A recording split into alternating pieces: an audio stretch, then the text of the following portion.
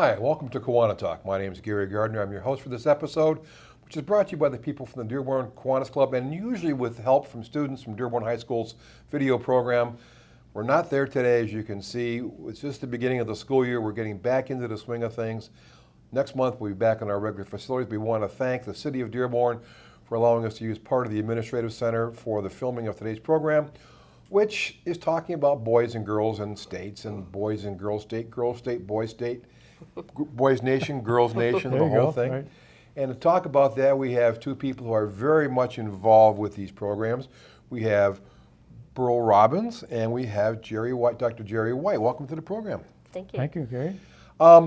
First, let's go ladies first. So Beryl, tell us about yourself. Where are you from, and what are you doing now? I've grown up in the Downriver area, graduated from Wyandotte Roosevelt, currently live in Riverview, and I am serving as the state chairman for American Legion Auxiliary Girl State Program.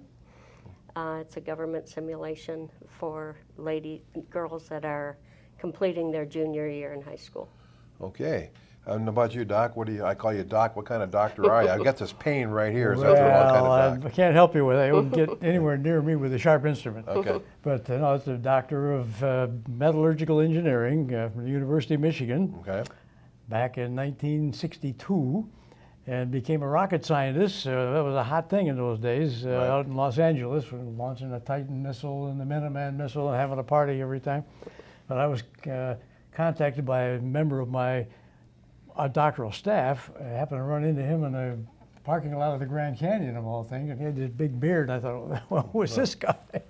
And he says, well, Ford's starting up a gas turbine engine, and they like people with 19 technical papers, you know, that you've written on high temperature metallurgy. And so they talked me into coming back with an offer I couldn't refuse to be in charge of the materials in the Ford gas turbine engine. So they got you back to Michigan in the I'll be Dearborn back to area. Michigan in the worst February weather in 1967. Never forget that. But since then, got in a catalytic converter at Ford Motor Company, and then with my two boys, we're now involved in the rental management and ownership and property management. Got involved in the Kiwanis, Dearborn Heights Kiwanis, after the JCs, some members of the JCs and some neighbors that were in the Dearborn Heights Kiwanis Club. Got me involved in that 42 years ago, and have been involved in the program we're going to talk about tonight for the last 41 years, I guess. So it's not like you don't stick to things very well. You have to keep on moving on. Can't stay put I can that's tell true. that. So Beryl, tell us about what brought you and how you got involved with Girls State before we get into what Girls State is. Well, I work for the federal government at the U.S. Attorney's Office, and I was interested in helping young girls and volunteering. I was a rowing mom when my daughter was in high school, so I kind of wanted to get involved with youth programs, and attended a fall conference for the American Legion Auxiliary when I was a new member, and found out about their program and thought, this is perfect. It's exactly why I joined the American Legion Auxiliary, and went to that little school of instruction and been hooked ever since. Okay, for the benefit of our viewers, American Legion Auxiliary, real quick. What are those two things? The American Legion Auxiliary is the largest women's patriotic organization in the United States. The American Legion, I would say, is the same. It's servicemen that have served during certain periods of war, and they're eligible to join the American Legion. And Jerry, you're part of Kiwanis, been part of Kiwanian since Moby Dick was a minnow, apparently. Very long in the tooth at this point. And you were part of the Dearborn Heights Club, which is now merged in with our club, the Dearborn Club. That's right. Well, welcome to the club. So, great. what got you, Dr. White, involved with the boys' state? Well, you know, it's so long ago I can't remember exactly, except that we sponsored the kids in the local police programs and a variety of other programs, and just happened that the boys' state and girls' state program was available. Nobody was sponsoring it at the time, and talking with the folks at the local high schools, looked like this would be a great fit. And since then, 42 years ago, I guess, we've sponsored a total of 740, I think it is, total boys and girls at the cost of $70,000, and we don't normally consider that a cost. That's an investment in the future. And Exactly. it's paid off very handsomely. So what exactly is girls' state, boys' state, and when did they start, Beryl? Well, Michigan's Girls State started in 1941, so in 1940, 1941 year. Started at University of Michigan with approximately 200 attendees, which was kind of amazing because we're only at about 300 now, so we need to grow a lot more. But it is a government, 7-day government simulation. It's their state, it's Girls State. They run on every level of government from the city, county, and state level of government, elect officials and officers. On Wednesday, they have an election where they elect the governor, lieutenant governor, secretary of state, attorney general, 5 Supreme Court justices. And they're all inaugurated on the Capitol steps on Thursday, and then they start running their state. So it's rather intense. Okay, so Jerry, what is the boys' state similar thing, and when did it start? Well, the boys' state, I believe, is 2 years senior to the girls' state, and it is a very similar program. They go to, one time, Michigan State University. They're there for the 7 days, and they're not only involved in these elections, but they give, each one is in a Federalist and Nationalist party, assimilate the Republicans and Democrats, and they're assigned to cities and counties, and they are given pretty challenging problems, failing sewer systems, road repairs, potholes, things of that nature, and they have got to come up with a solution. Right. And the way it happens, the counselors keep an eye on what's going on, and they see the ones, the power figures that are developing, and the candidates for higher offices. And at the end of the program, they have a state convention where the governor is elected from either the Federalist or the Nationalist Party, and it's very aggressive campaigns. And the campaign manager and the orators trying to promote their candidate for governor attract a lot of attention. At the end of the program, the counselors, who many times are graduates of the program themselves, select 2 superstars from the boys and the girls, and they are elected to go to Boys Nation and Girls Nation, and that's a very auspicious honor to be elected there. And the high-profile folks that have been through the program, Bill Clinton from Arkansas, Rush Limbaugh from Missouri, and Michael Jordan were graduates. Went to Boys Nation. Now locally, Dave Kinesic, who is our very high-profile Michigan senator now, graduated from the program in 2003, and he is giving Boys State a lot of credit for his political advancement. And when he came back from Boys Nation, he just blew us away. He comes to the Kiwanis meeting. We have a dinner meeting for the kids from both coming into the program and coming back. And he had a PowerPoint presentation with the President Bush. This is more than a few years ago, right? This is 2003. Okay. And he is a really high-profile promoter of the program. So whenever, and he would be here tonight if he wasn't outside the area on a special assignment. Okay, so it sounds like this is a really intense time for the boys and the girls, the men and women, whatever, and that they actually learn a lot. But how does a person get in, a student, what grade are they from, and what level are they at, and how are they chosen to get into the program, Beryl? Well, they have to be completing their junior year. So for our 2019 session, they would have to be finishing their junior year in high school in May or June. Our organization mails out a flyer, like the one I had given you, to every high school in the state of Michigan. So in most cases, the students sometimes find out about our program on their own and touch base with a counselor, or the counselors will seek students from their school We have American Legion auxiliary units throughout the state that are visiting schools and trying to gather girls and applications from girls that might be interested in attending. So the the Legion Auxiliary tries to get girls from all over the state. Mm-hmm. And how many applications do you get, and how many are chosen? We will take all we can. We would love to have over 600 girls. We can accommodate over 600 girls at Shaw Hall at Michigan State University. Currently, we average about 300, 325. Is our number that we're trying to make grow, and we can do that by finding additional sponsors. And locating more girls that are interested in attending. So that's how the girls get there. So Jerry, how do the boys get there? Well, very similar. They have a website, and I hope we can make that website available to some of your viewers. And with the local Kiwanis Club, we deal with the counselor, who also was a member of the Boys State program from 1990.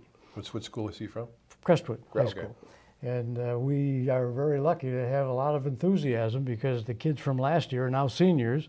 And the principal, I may have told you, we had one year we could only sponsor 2 girls, and the 2 prime girls had another sister. So the triplets, and the principal, we can't just send 2 girls. He said, I will take care of it. We have a little money in the case of emergencies like this. And subsequent to that, we've had so much enthusiasm, especially from the girls, that the alternate, and we have an alternate and a prime, we have these individual profiles showing how really great these girls are as candidates for this kind of a program. I'll give them to Beryl, and she'll find money in the auxiliary treasury. And we've, I think, perhaps had one of the girls that go to Girls Nation that came in as an alternate. When you before mentioned, like your Kiwanis Club our Kiwanis Club now has spent $70,000 to send young men and women to these programs. That's not just an expense. You said before. It's an investment in the future. Why do you both think it's an investment, Beryl? Why is it in such a good Well, investment? these young ladies that leave the program, they walk in very shy, very timid. They walk out very powerful little young ladies. Yeah. They want to get involved in their communities. Most of our clubs are kind of dwindling because of age, and getting young people interested in groups like ours is difficult at times. So they are very interested in their communities. They're interested in politics. They run for office. They go into law and judgeships, and they really just get involved and contribute to their communities. Gary, if we've got a second, I've got some. Let's go through one or two of those and see what they Okay, have yeah, to it say. says, this is from the girls from last year's program. It says, Dear Mr. White, I'd like to take the time to thank you for sponsoring me for the Girls State. Here I had an experience I know I will not get anywhere else. Here I met amazing and powerful women, learned so much about our government works and how I can make a difference in my community. So once again, I'd like to thank you so much for this opportunity. This is Sarah. These are fairly short little notes. Hi, Jerry. I cannot begin to describe how appreciative I am for the opportunity you've given me this week. Thank you so much for allowing me to make new friends, meet powerful women, and get a taste of a potential career I am interested in. Girls State is something I will hold close and never forget. Thank you again. That's Leanne. Dear Mr. White, I want to thank you from the bottom of my heart for giving me the opportunity to have the best experience of my life, with a big heart. And this is Abby. And it's really, makes you feel good about the program, and how much work and how much money we've invested in these young people. And what, beyond the investment that they have, I would imagine that as part of an enhancement for a college resume or for an employment resume down the road is a very good thing to have. It's priceless. It really In is. fact, he's mentioned sometimes they say, well, have you been to Girls State? That would make a difference. Or you should go to Girls State. Right. Well, here's what we're going to do. We're going to take a short break, get in some words from Kiwanis, talking about Kiwanis. We'll be back talking with Beryl Robbins and Jerry White about Girls State, Boys State, Girls Nation, Boys Nation. Don't go away.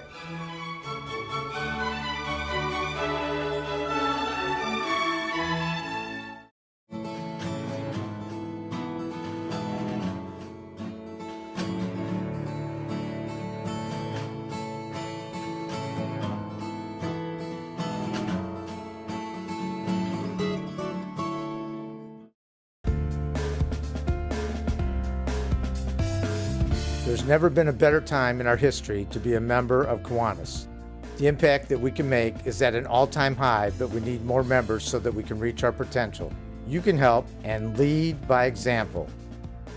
Invite your family, friends, and coworkers to your club meetings and service projects. Tell them about our service leadership programs. Ask them if they want to improve the community. How can anyone say no? We need to step it up and focus on what needs to be done with our membership because kids need Kiwanis today.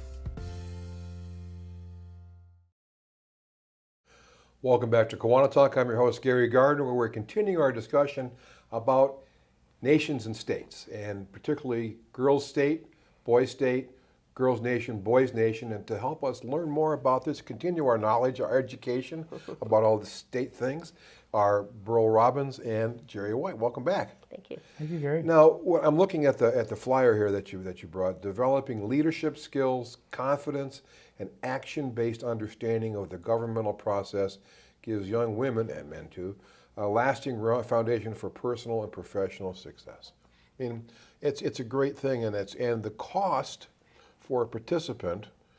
How much is the cost? $375 per candidate, now for both boys and girls. Okay, and that is if you are chosen as a candidate and you're sponsored by either the Legion Auxiliary or Kiwanis. Local that's fraternal all covered. organizations. Right. There's could an be involved. application fee that the student's responsible for. It's $25. Correct. And the girls, the boys are covered, room and board, The whole for thing. a whole week.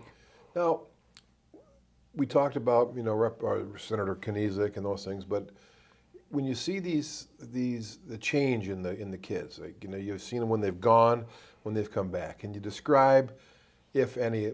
I'm sure there is a difference that you see. How about you, Beryl? Well, we have quite a few. I keep in touch with quite a few of our Girl Staters, especially the ones that return as counselors, then they become senior counselors, and then they go on to life to get these wonderful jobs. They're world travelers. They keep in touch through Facebook and other venues. They'll pop into Girl State, the week of Girl State, just knowing we're up there. Just for a hug, but they're also so talented, and their jobs. They're scientists, they're lawyers, they're involved in their communities, and it's really exciting to see what they end up doing in life. How about the people you've seen come back, Dr. White? Well, our superstar, poster boy, I guess you'd call him, was Senator Dave Kniezek, and we do keep in touch with him. Right. And as you mentioned, we have the boys and girls from the previous program, and they're all excited, but they were sheriffs and mayors and councilmen or whatever.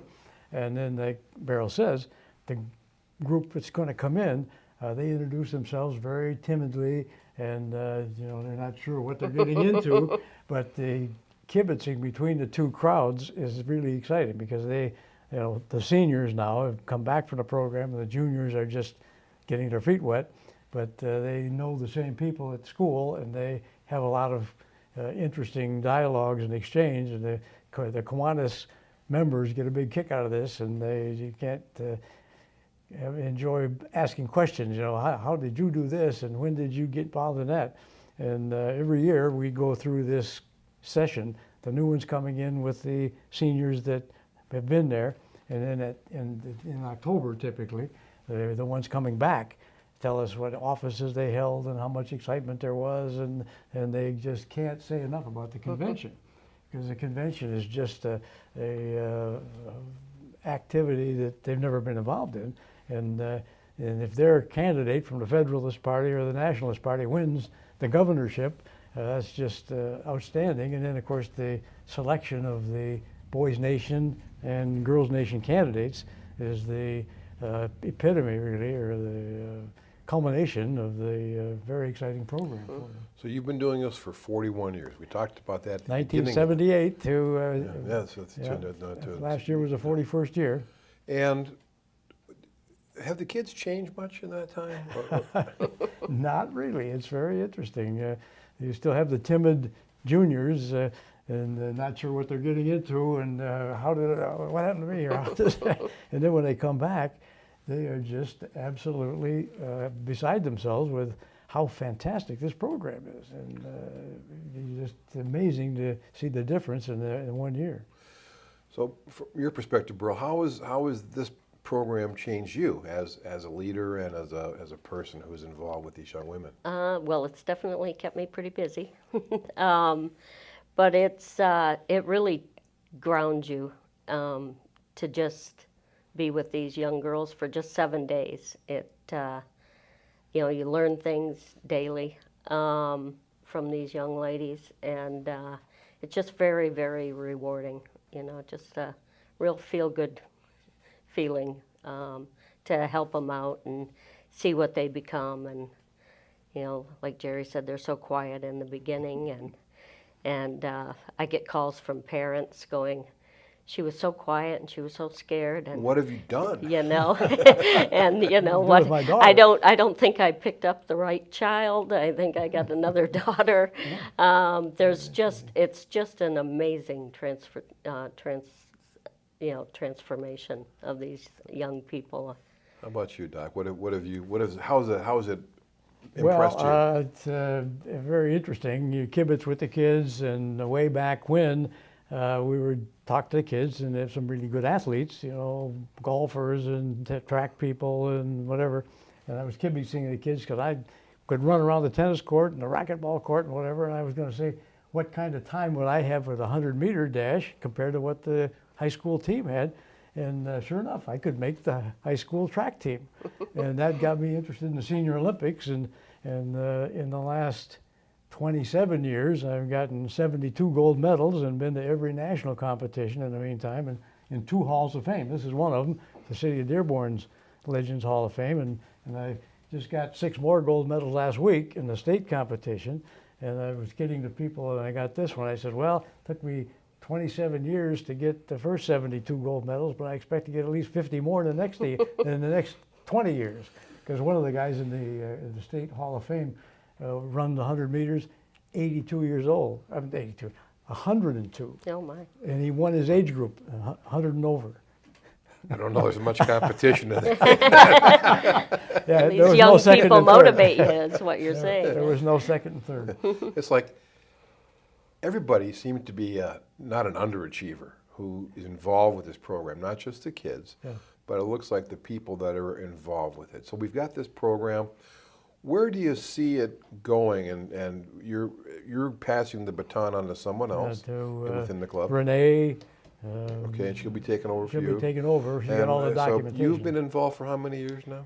Approximately, I've been a member of the auxiliary for 25 years. I've been involved with this So program. you got for about 26 more years. 15. You got 16 I more years believe before so. you I catch guess up I'm to not Jerry. even halfway there yet. Her predecessor, Donna Fueling, was, I think, all the way back to the beginning of time for me, and she's still involved. So, One of the things about the political climate on the national level, this discourse of incivility. How is that dealt with? I don't think there's a Republican, Democrat, the Nationalist, the Federalist Party. Yeah. But how do the kids that you've seen, especially at the girls' camps, Beryl, how do they interact? And are we trying to get a little higher level of discourse between the parties?